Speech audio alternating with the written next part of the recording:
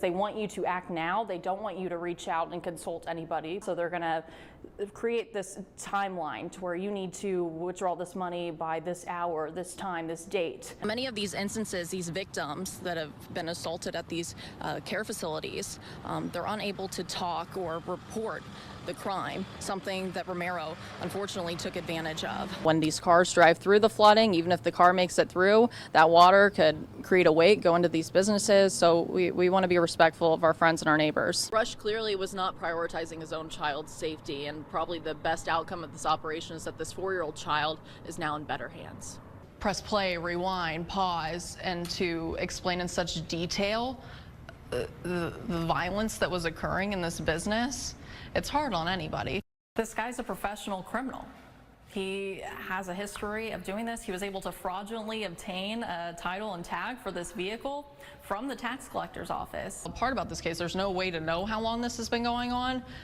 The 5 instances we found on surveillance video, that was just a 17-day period. Thank you, Rob, for helping us get the word out about this event. Nationwide, the DEA collected 332 tons of unwanted or unused prescription drugs, but right here at our SPD locations, we collected 44 pounds of unwanted or unused prescription drugs. Now, what could have happened when a firearm, a stolen firearm at that's loaded with a red dot sight, is in the hands of children? It's extremely concerning. We're seeing shattered windows, we're seeing the ignition tampered with, and the steering column either destroyed or removed altogether. There were people inside the structure at the time of the shooting, which is certainly concerning because it could have been a different outcome. And one of our detectives said it best. He said this was a professional criminal. But even since they were arrested, we've seen more of these crimes occurring. We do believe that the group of suspects are juveniles. That alone is enough reason for our detectives to believe he's done this in the past. There might be other victims out there. Stick to the sidewalks. Don't just run into the streets. If your costume's dark, try to get some reflective tape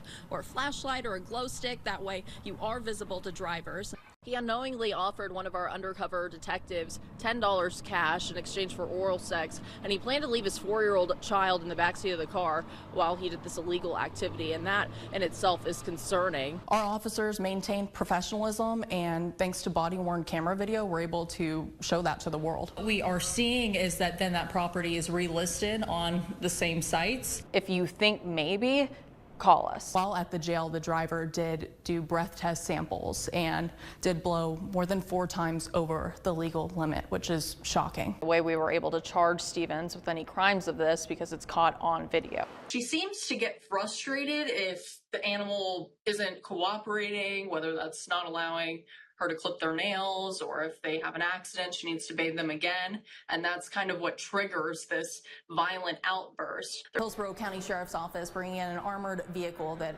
helped tremendously. We had very vital information from the Bradenton Police Department detectives because they've dealt with him in the past and his family members. That's how we were able to be in communication with the family members.